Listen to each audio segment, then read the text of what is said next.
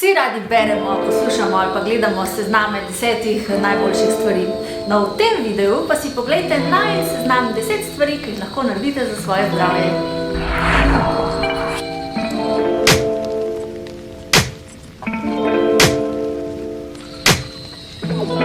Gremo na sončka. Živijo spet nazaj na kanalu Moj laboratorij. Midva sva Bija in Aleš in tukaj na tem kanalu veliko govoriva o hormonih, ščitencih, hrani in pa zdravju. Če ste novi na kanalu in vas taka vsebina zanima, se naročite na kanal, video pa objavlja vsako nedeljo. A se še držite novoletnih zaobljub? Ziher ste naredili tudi svoj seznam. No, najpogostejše zaobljube so običajno: shujšala bom, nehal bom kaditi, več se bom gibal, učil se bom sproti, ampak statistično gledano imate v bistvu zelo slabe možnosti, da se boste tega seznama držali tja do konca leta. Pri zaobljubah namreč uspe manj kot 8% ljudi. Ja, veva, vsi smo zelo busy in vemo, da bi mogli jesti več zdrave hrane, se več gibati in si tudi vzeti več časa za stvari, ki jih imamo radi. Ampak kaj, ko ima dan sam 24 ur in uspemo narediti čisto samo tisto, kar je res treba. No, midva, predvsem jaz, imava zelo rada sezname. Mogoče ste pa neuspešni tudi zato, ker je vaš seznam pač slab. Poglejte si zato teh 10 stvari, ki jih vsak lahko naredi za svoje zdravje, pa poglejte si potem video še enkrat, če bo treba. Ker po najinem mnenju in pa tudi po mnenju zdravnikov so to tiste stvari, kar res štejejo. Dober spanec je zlata vreden. Ima ključen vpliv na zdravje in počutje in je vedno na seznamih za izboljšanje katerega koli področja v življenju. Vsi vemo, kako zanat se počutimo naslednji dan, če prejšnjo noč ne spimo. Ampak ni samo to. Kronično pomanjkanje spanja vodi v povišanje pritiska, povišanje stresnih hormonov in pa nereden srčni utrip. Tako da bi lahko bolje spali, si najprej ustvarite zdrave nočne navade. Nastavite si opomnik, da je potrebno iti spat vedno ob isti uri. No, pa tudi budilka naj vas budi vsako jutro ob istem času. Pomaga pa tudi ritual, naprimer kakšen zeliščni čaj, kopanje v topli vodi in pa izogibanje vsem elektronskim igračkam vsaj kakšno uro pred spanjem. No, mi v Lepu smo tudi ugotovili, da imate pacienti, ki zelo slabo spite, običajno nizek melatonin. Melatonin je hormon spanja. Zdaj, je melatonin nizek zaradi tega, ker ne spite, ali pa ne spite zato, ker imate nizek melatonin, v bistvu še ne vemo. Ja, vsak dan se je treba gibati. No, če bi iz tega najinega seznama morala zbrati samo eno stvar, potem bi zagotovo zmagalo gibanje. Včasih se je človek gibal v povprečju nekje 10 km na dan, da se je premaknil z ene točke na drugo. No, danes pa se včasih nam še od kavča do hladilnika ne da. Cilj bi moral biti 45 do 60 minutno gibanje na dan in to 4 do 5 krat na teden. Ampak za začetek vse šteje. Parkirajte malo dlje od trgovine, pejte peš v soboto v trgovino, pa če imate možnost, izberite stopnice namesto dvigala. Naredite kakšen počet medtem, ko si umivate zobe, kakor sva rekla, vse šteje. No, mi pa tudi opažamo, da pacienti, ki k nam pridejo in so fit, imajo precej lepše izvide od tistih, ki pač niso. Polovica vseh nas ima bodisi povišan holesterol, pritisk, sladkor ali pa vse izmed naštetega. In vsi trije dejavniki so glavni razlog za srčne bolezni, ki so najpogostejši razlog za prezgodnjo smrt. No in 10% ljudi, ki gleda zdajle ta video, ne ve, da imajo visok pritisk, visok holesterol ali pa visok krvni sladkor. Zato obiščite zdravnika vsaj enkrat letno, preverite, da je z vašim srcem vse v redu. Obiščite pa tudi laboratorij, dajte kri. Saj veste, v znanju je moč.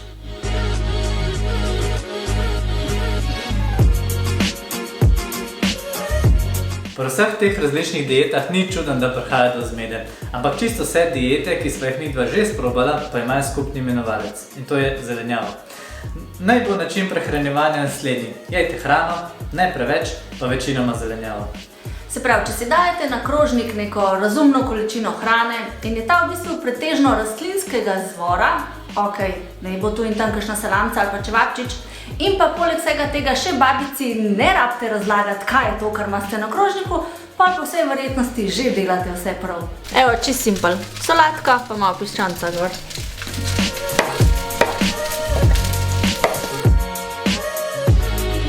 Treba je vedeti, da se z vitamini ne morate predozirati. Nekdo, ki je zdravo hrano, bi moral dobiti dovolj vitaminov. Kaj pa naprimer nekdo, ki je vegetarijanc, ali pa športnik, ali pa vaša babica? Vsak ima lahko svoje potrebe. Rastlino jedi po BB12, športniki po železu, magneziju, vaša babica pa po kalciju. No, hrana je nažalost osiromašena in tukaj nam prav pridejo razni multivitamini. Posebej pozornost pa je treba nameniti tudi vitaminu D, večinoma nam ga primanjkuje, sploh v tem zimskem času. Zato je fajn, da si priskrbite dober vir tega vitamina. Zaželeno bi bilo, da bi imel vsak vsaj 75 enot vitamina D v krvi. Mi pa v praksi vidimo, da ga imate premalo. Povprečna vrednost bi bila tako enkrat prenizka. Gremo na sončka.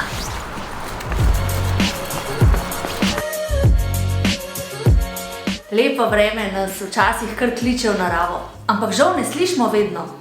Vsi smo pod stresom, vse vem. Stres ni dober in tudi ni higieničen za naše telo. Tehnike zniževanja pa so vseeno najbolj učinkovite, ravno če greste v naravo. Narava ima za svojimi zvoki, vonjem, barvami pomirjujoč učinek na naše razpoloženje. In če imate možnost, lahko poskusite z meditacijo v naravi. Če to malo tako preveč abstraktno za vas, potem že sam pogled na gozd, gore, morje, reko, potok lahko ima tak učinek, da se naše težave sploh ne zdijo tako grozne in nerešljive. In dajte izkoristiti to vse poprit. Misliš, da bi morje kle včasih? Ja, mogoče tudi ta ni za vsakega. Vendar različne medicinske študije kažejo, da meditacija, s katero si izpraznimo glavo, pomaga k nižanju kortizola, odpravlja anksioznost in pa depresijo. Začnete lahko že tako, da se usedete v tiho sobo, pri čemer se poskusite skoncentrirati na globoko dihanje. Razmišljajte samo o dihanju. Pomaga že 5 minut takega meditiranja na dan, optimalne rezultate pa bi dosegli po kakšne pol ure meditiranja.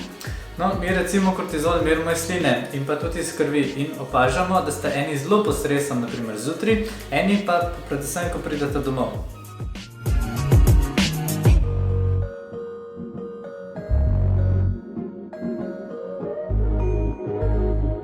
Pomislite na to, kako izgledajo vaše rože, če jih pozabite zaliti. Podoben bi izgledali tudi vaši organi, če jim ne date dovolj vode. Zdravstvene koristi vode so številne. Pomagali boste vašim ledvicam, jetrom, izboljšali boste pa tudi prebavo. Ciljajte vsaj na 2 litra dnevno. Če pa ste aktivni, pa povečate ta vnos na 3 litre. No, bova pa midva tudi v enem izmed naslednjih videoposnetkov povedala, koliko vode je res treba spiti, da se to pozna tudi na izvidih. Te rože treba malo zaliti.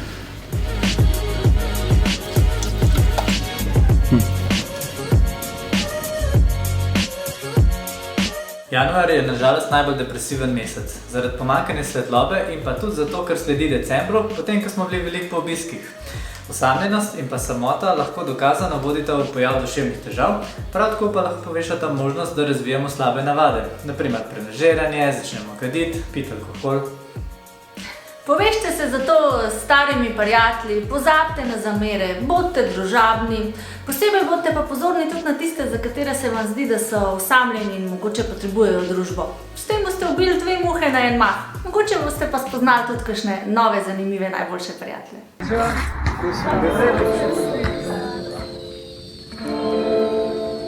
Raziskave kažejo, da imajo hvaležni ljudje manj težav z zdravjem, kakor tisti, ki se kar naprej pritožujejo.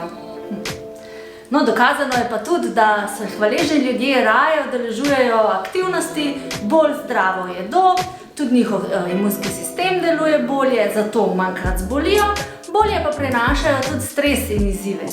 Midva sva o nečem podobnem v bistvu že govorila v videu Pesimist vs. Optimist, mogoče si lahko pogledate tudi ta video. In kako začeti biti hvaležen? Še z enim seznamom. Napišite seznam 5 stvari, za katere ste danes hvaležni. Tole je bil najn seznam 10 stvari za zdravje za to leto. A se bova držala vseh stvari? Najbrž ne. A se bova držala vsaj par stvari? To se jih pa že.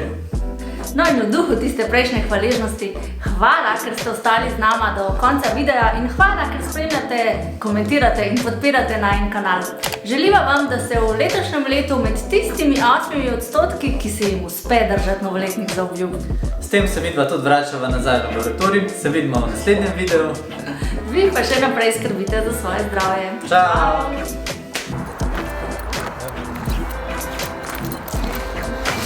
Evo, najne meditacije konc.